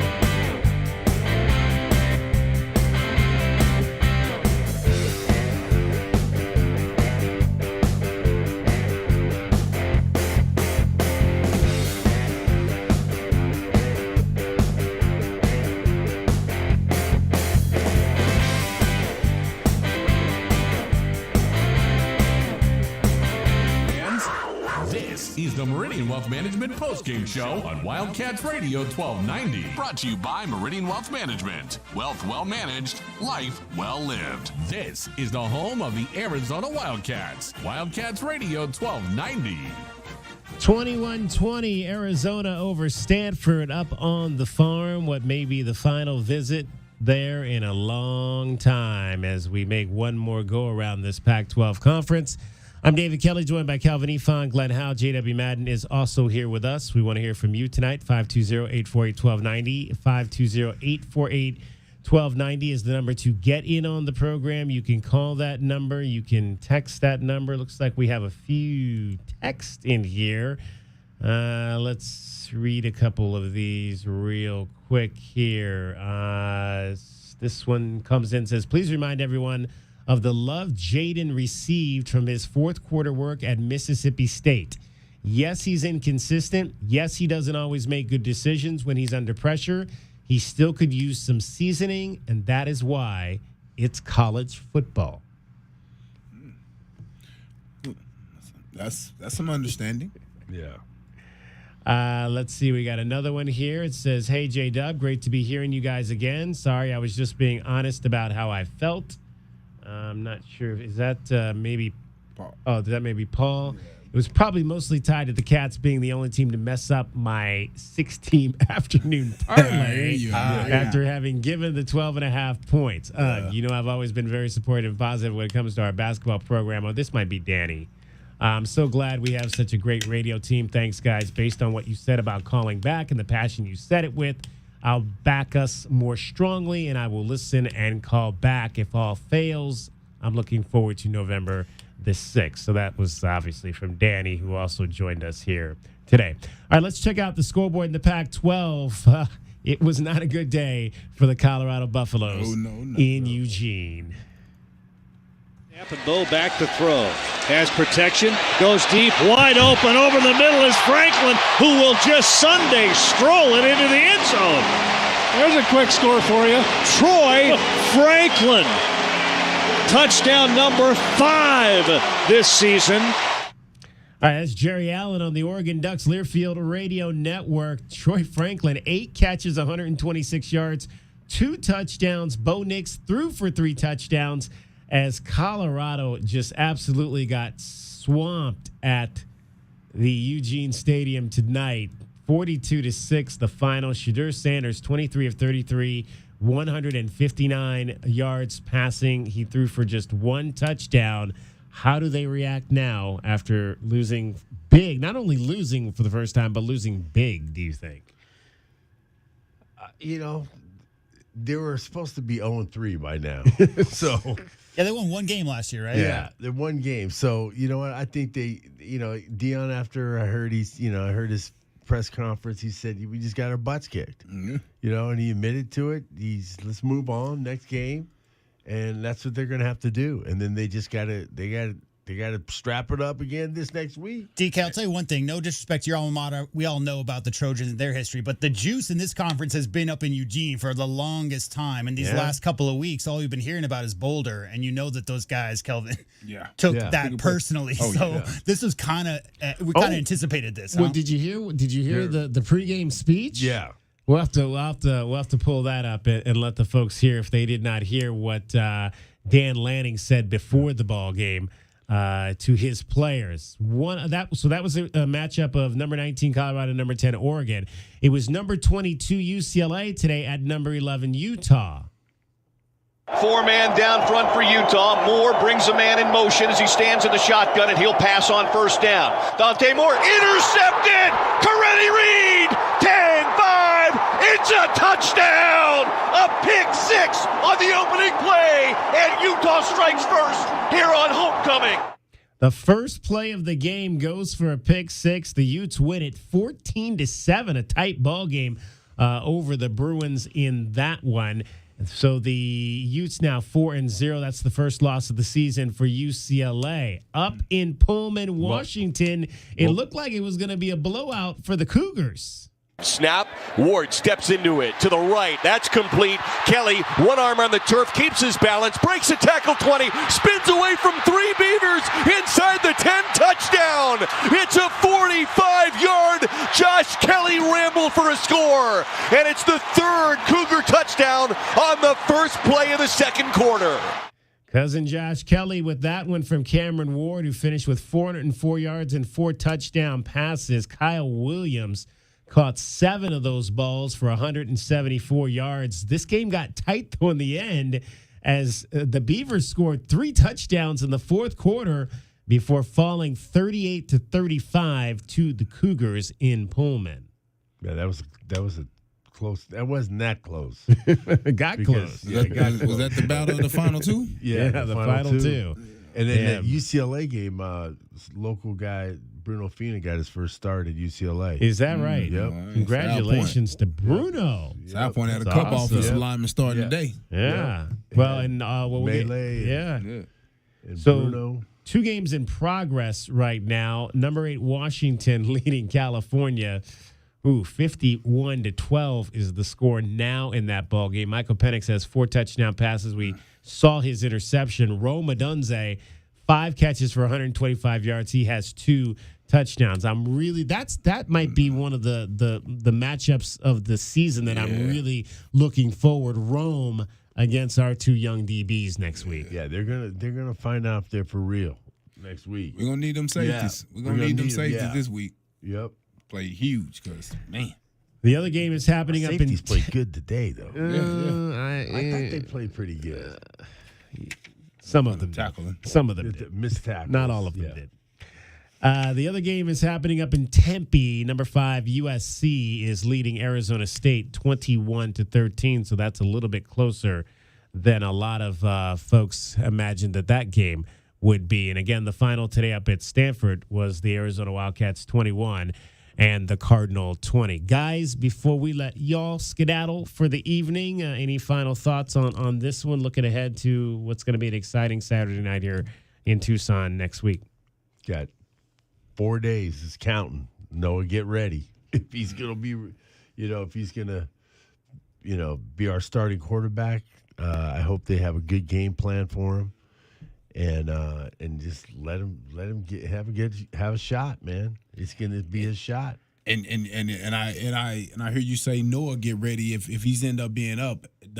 Everybody else is gonna have to step up to help him out. And that's usually what happened when the backup come in. Like as I always say, he's usually the most loved guy, and people step up in different positions and help him play better. And that's what I'm hoping for. I'm hoping for the defense to continue to get better, and I hope that the offense is able to score points because we're going to need it versus Washington. Yeah, they were showing a lot of love to him when he was doing his interview on Pac-12. Mm-hmm. A lot of guys were running by, and I saw that. Mm-hmm.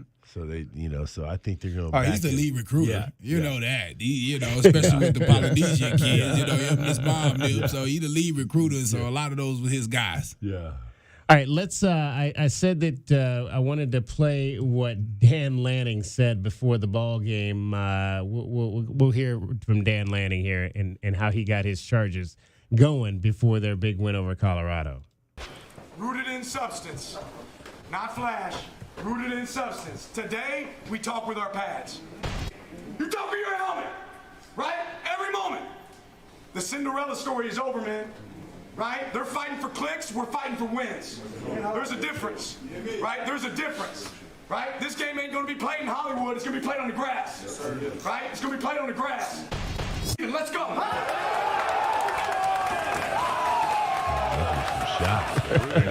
We ain't fighting for clicks. We fighting for wins. This game ain't gonna be played in Hollywood. It's gonna be played on the grass. Although I think they got turned.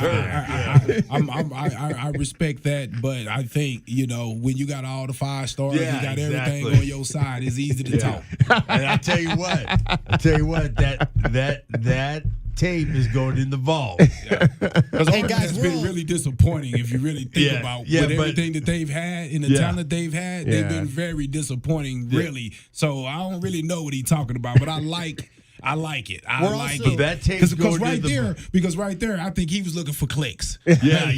Because he did that knowing the cameras were in there. Yeah, you know what you were doing too. So and that tape's going in the vault, in Dion's vault. He's gonna be in there, and he's gonna be listening to that after he picks up all them 5 stars next year. Well, Oregon doesn't have to go there because they're going to the Big Ten, and Colorado's going to the Big 12. So there's no return trip to Boulder next year on that one. All right, guys, appreciate you as always. We'll give out some game balls on Tuesday, and after we get a chance to watch the tape and review it, and then we'll get ready for Saturday in Washington. What time is that game? 7? That is a 7:00 start next Saturday, which means we are on the air at 2:30. And 2:30. And I just want to say this going out of here: why play Washington at 7? Play them at 12. 12 with the sun, and I know that's one of the games that fans should fight through. Well, they got the red-blue thing the night before, so I think they're just trying to give the fans a little time to sleep it in before they get to the football game the next day. Those are the same fans. but I just think, man, why we won't put them in the sun? Like we're gonna have them in the shade where everything's cool. I would love to have them have to come down and play us when we practice. Huskies don't sweat. Yeah, Huskies, they have a hard time sweating. That's the last time we beat them in the day game. Yeah.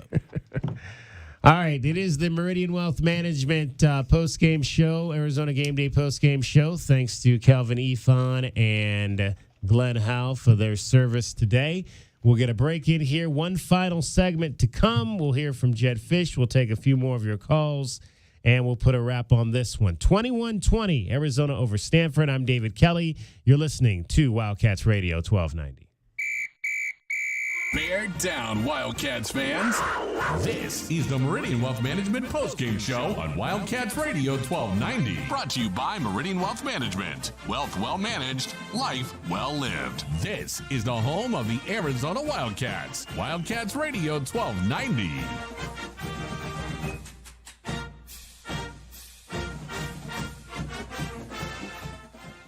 Does it feel like the price of everything is going up, up, up? We can't control the price of gas or groceries, but at Royal Kia, we never add market adjustments, even while other dealers add fees because inventory is limited. At Royal Kia, you can rest assured you won't pay market adjustments, and we stand by our transparent online pricing. Royal Kia, the dealership that's different. OAC plus tax, title, license, dealer installed options, and $529 doc fee. Royal Kia, Speedway in Columbus or royalkia.com. As a homeowner, you've probably seen some pretty bad plumbing problems. Yeah, I've seen a few. We've seen them all. All of them? Rams Plumbing kept entire buildings flowing, businesses, since 1983. Wow, so whatever happens to my house... We've seen it before, and we have the solution. Locally owned and operated Ram Plumbing is Tucson's most trusted plumber. Our team of licensed professionals can fix anything your home can dish out. When your plumbing's in...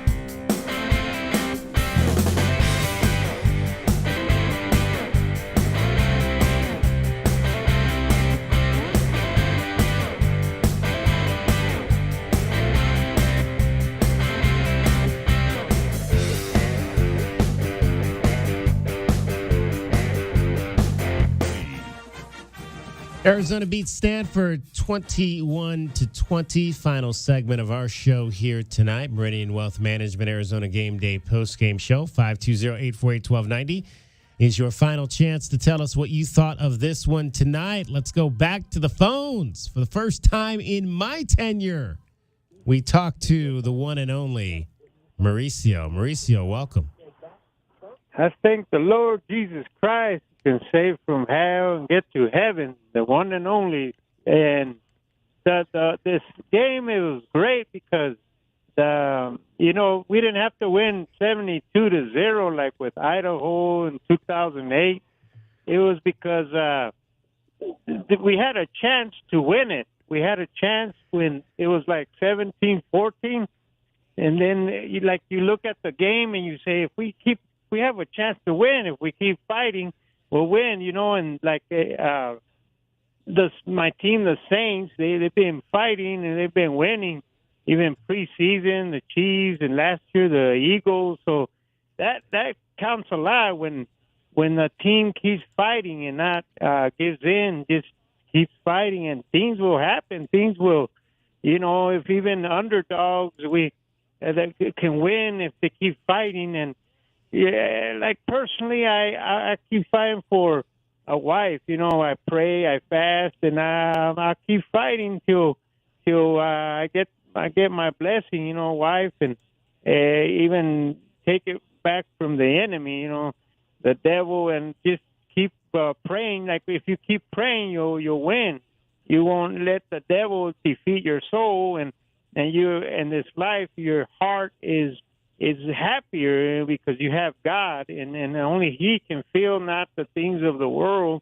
And even if we feel lonely, we want a blessing, it's in God's timing. And as long as you keep fighting, and like God told me that I wouldn't be a football player, yet I tried. I still could run a 4.7 at dislocated hip. I still gave my effort, my all, my 100% to play the game I loved and what I wanted to do, and still wrestled with God. Like Jacob, when he got dislocated his hip, he wanted that blessing, and he wrestled with the angel.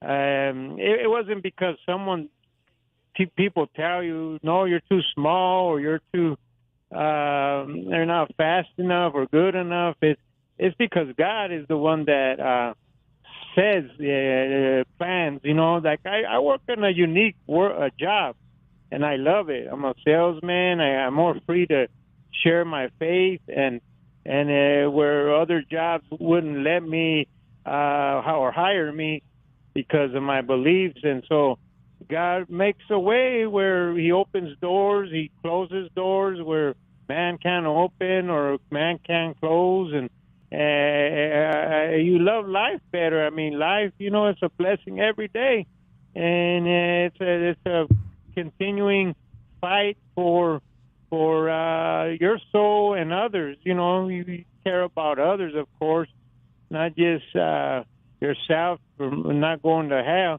but caring for others and serving God. And once in a while you'll fall, but yeah, you can get up. And like once in a while, I'll fall, and I just leave it to God, and not fear, just thinking, keep fighting. Yeah, keep fighting, basically, and love the righteous, to exalt the nation. And I thank God how He uses Deion Sanders too, how he turn some quickly than others will turn a team. Jeff Fish is a great coach. He took time. It's happening, and they like this game. They fought and they won, and we were happy. The win, it's great. The win to win.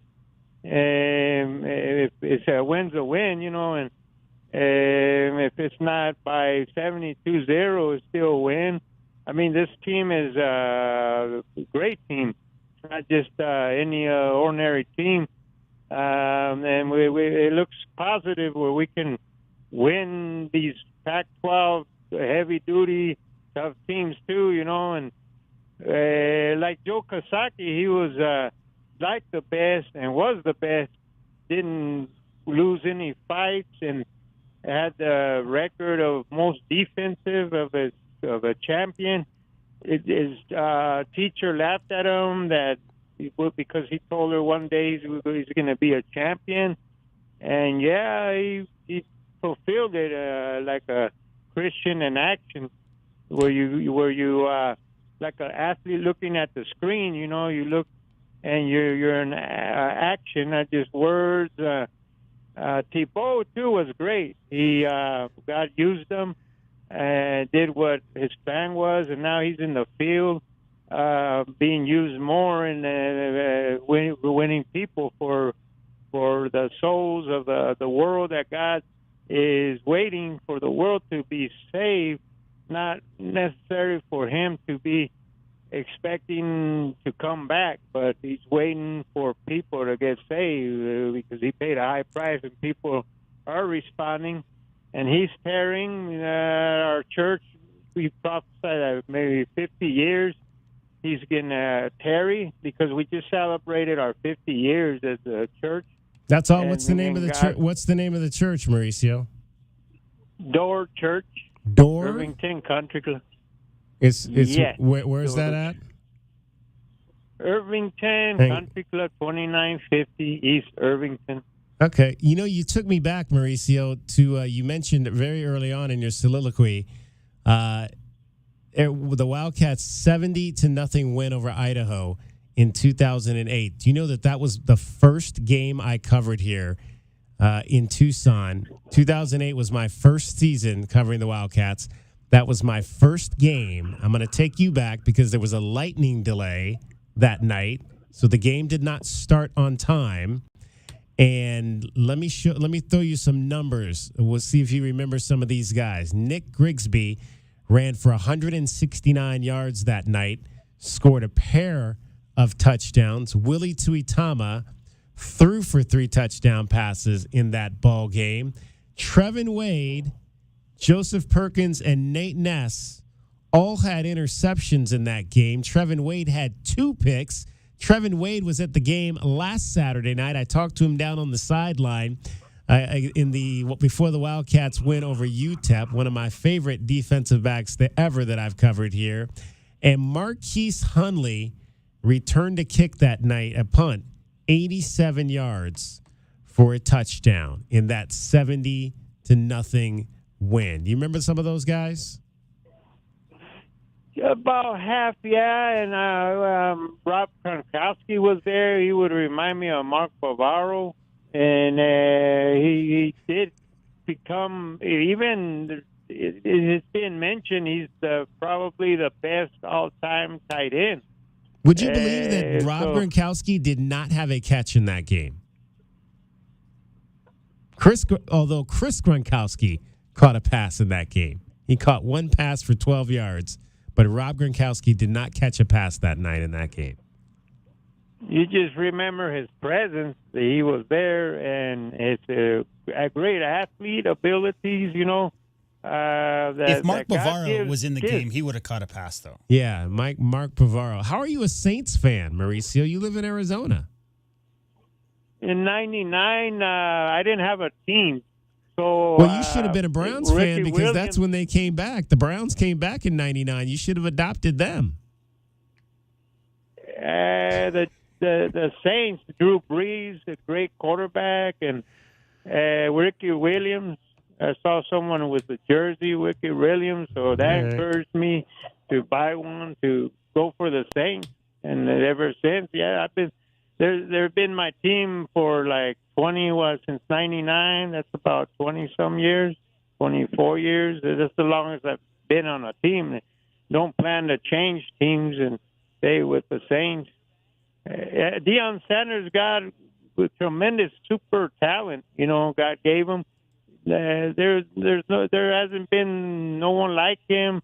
Even his dance, was the best. His ability to catch the ball, his super speed, and even the receiver, that's talent, catching the ball and going deep and punt returns, kick returns, cornerback, and handoffs. Sometimes those what they call reverses. The receiver runs and gets the reverse and runs like it's a handoff. He was tremendous. Yeah, the athleticism. All right, well, Mauricio, I'm happy you're a Saints fan. I'm disappointed you didn't choose the Browns in 1999, but we appreciate your call tonight. Please do call again next week after the Wildcats potentially get an upset over the Washington Huskies. Thank you. Thank you, bless, Mauricio. More and love y'all. Absolutely. All right, the great Mauricio. The best. Yeah, awesome. I can cross that off my bucket list now. It's like I've been here since June, and I've not yet gotten a call from Mauricio. That happened tonight. Now all I got to do is get my call from Fred Harvey, which I'm surprised he hasn't called in, considering his Steelers beat my Browns on Monday night. But it's coming. He's going to call for sure. I think the season's young as well. Mauricio, though, it's just a breath of fresh air to hear, and the fact that we got the Tebow and Mark Bavaro mentions in the same soliloquy, I think that's bonus points right there. And I didn't have to coax that out of him. You did not. Gave that to us. All right, we don't have anything currently from the media session in Stanford at Palo Alto tonight, so we're just going to go ahead and let you hear from Jed Fish in his conversation with Dana Cooper after a 21-20 win for the Wildcats over the Stanford Cardinal. Coach, it may not have been the most artistic win in a while, but at the end of the day, you're 1-0, and you go to 1-0 by winning a Pac-12 conference game on the road. What does this mean now? Yeah, I told our team, we've won 5 of the last 7 games we played, and that's something to be proud of. And the way we're playing football right now, we're playing at a good level, and that was a hard game. Go on the road, and they're a tough football team. I've said it before. This is David Shaw and Jim Harbaugh did a fantastic job with this program, and Coach Taylor is continuing that. That's a hard game. What did you learn about Troy Taylor by looking at Sacramento State film from last year, and did he show some things that you showed by looking at what he did in his previous position? Well, he's a really good offensive coach, and he found a way to run his quarterback and make you defend the run and the pass and make you find all the different ways to he calls the game, and he's a very good play caller. So I know that we had a lot of challenges there on third down. But I feel like on first and second down, we did a great job with our pass rush and causing a lot of negative plays on their offensive line. At halftime, you said it was one of the ugliest halves of football you'd played in a while. What did you do to turn it around and secure the win? Well, we only had 4 possessions in the second half, so it was pretty unique in that regard. We went touchdown, then we had 3 and out. Jaden got hurt. Then touchdown, and then the end of the game 4-minute. So, we just had to figure out a way to get the win, and that's all we did. You had some second guys step up big today. Jonah Coleman among them, certainly Noah Fafita. Talk about the role that they played and the job that they did. Yeah, that's the challenge every week. We talk to these guys about you never know. You never know if it's the first play you go in or it's the first play of the fourth quarter. In that case, we were down 17-14, and Noah went in the game, and he went 4 for 4 passing and drove us down there, and we wound up getting that touchdown to take the lead and not give it away. So Noah did a great job. Jonah Coleman stepping up did a great job. Sorry. So altogether, really good. You passed out some other game balls in the locker room. Who got them and why? Yeah, well, I felt like Upshaw and Ward were just disrupting the passer so many different times. I just saw so many hits on the quarterback and got him flushed and sacks and all those other things. So I gave them the game ball, and then offensively I gave it to the whole running back meeting room. Those guys all stepped up when Mike Wiley went down, whether it was Speedy jumping in, whether it was DJ jumping in, or Jonah jumping in. So the running back room got a game ball as well as Noah. What does it take mentally for a guy like Noah Fafita, who hasn't played much this year, to come in a pressure situation on the road and execute so crisply? Yeah, it doesn't surprise me at all about Noah. Noah is unbelievable in terms of his preparation, in terms of his focus, how much he loves the game of football, and there was no flinch. Tanner McLaughlin may be the third option as a receiver, but he's really been making his presence felt along the way, too. Yeah, Tanner's another one we gave a game ball to. Nice job on the touchdown, nice job on the big play over the middle again. Tanner does a great job for us, blocking, catching, run after catch. Overall, just a good job by the whole team. the competition now really starts to get tough with some of these Pac-12 teams that are ranked in the top 10, the top 12. How much do you have to improve to be ready for the Huskies now next weekend? Yeah, it's always tough. We got all sorts. I mean, Pac-12 play is tough. We're coming back home. We're 3-1. You know, we got to sell out that place. We need to have an incredible environment on Saturday night. We got to play our best football. We got to play better than we've played all year. And that's going to be our goal this whole week. It'll be an exciting week. Coach, congratulations on the win. Thank you. Back up to you, Brian. All right, that is the head coach of the Arizona Wildcats, Jedd Fisch, after a 21-20 win over the Stanford Cardinal. Next up, the Washington Huskies, who are now up 52-12 on California as we near the end of the third quarter in Seattle.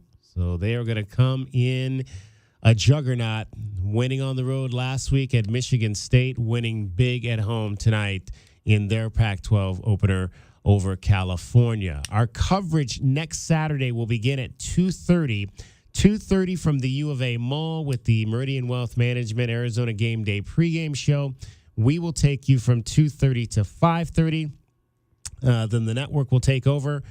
Brian Jeffries, Lamont Lovett, Brody Dryden, and Kyle Quinn will take you from 5:30 till kickoff at 7.